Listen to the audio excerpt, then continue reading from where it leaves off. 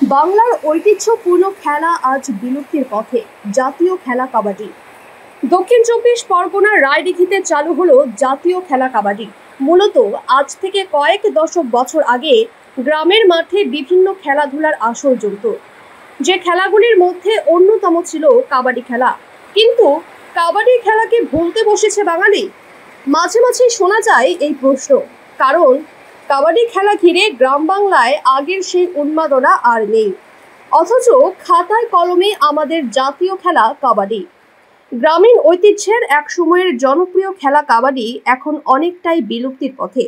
গ্রামের কাঁচা রাস্তায়, মাঠ, বাগানে বা খোলা স্থানে জমজমাট ও উৎসব মুখর পরিবেশে হতো এই কাবাডি খেলা।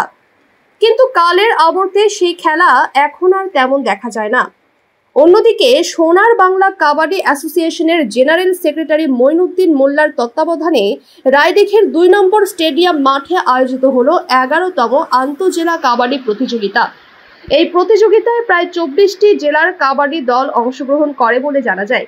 সেই গ্রাম বাংলার হারিয়ে যাওয়া ঐতিহ্যপূর্ণ কাবাডি খেলা দেখতে ভিড় জমিয়েছে দূর দূরান্ত থেকে সাধারণ মানুষ। ২৯শে জুন ২০২৪ আমাদের রায়দিঘি স্টেডিয়ামে আন্তঃজেলা কাবাডি টুর্নামেন্ট লিগ পর্যায়ে চলছে।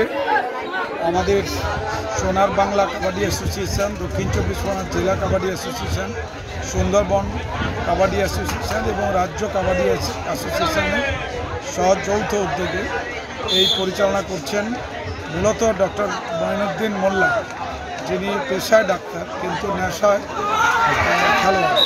এই কাবাডি খেলোয়াড়কে জাগিয়ে রাখতে গ্রাম বাংলায় এরকম উদ্যোগ, যাতে রাজ্যের বিভিন্ন জেলা থেকে বেশ কয়েকটি জেলা এসছে, বিভিন্ন রাজ্যের বিভিন্ন প্রান্ত থেকে, এবং আমরা অত্যন্ত খুশি এবং গর্বিত যে আমাদের এলাকার বেশ সাড়া পড়েছে।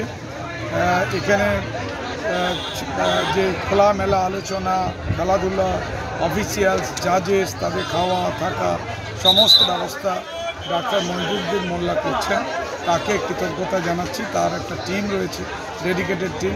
আগামী দিনে তারা এগিয়ে চলুক, আমরা এরকম খেলা পাবো।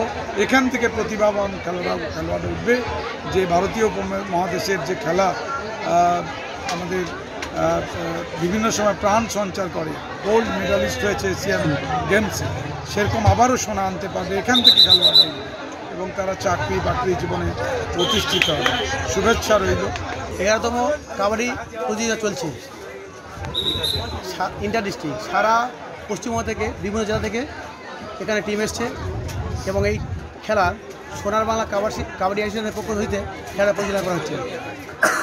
গ্রাম বাংলায় কাবাডি মূলত শেষের পথে আমরা চাইছি আবার গ্রাম বাংলা থেকে কাবাডি টুর্নামেন্ট করে এখান থেকে ভালো ভালো ছেলে যাতে করে দেশ বিদেশে খেলে যায় সেই ব্যবস্থা চলছে।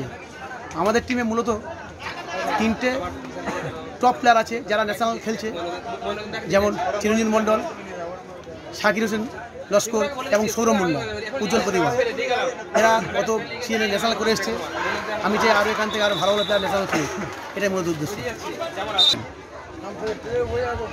মূলত আর্থিক প্রতিকূলতার মধ্য দিয়ে আমাদের চলতে হয়। বেশিরভাগ ক্ষেত্রে গ্রামের ছেলেরা খুব আমরা অভাবনার মধ্যে থাকি।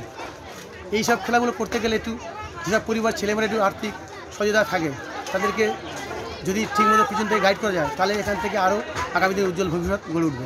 এসছে এখানে প্রায় 20টা জেলা এখানে অংশগ্রহণ করতে এসছে। যারা এসছে এখানে এদের খাওয়া থাকা খাওয়া সমস্ত কিছু ব্যবস্থা আছে এখানে।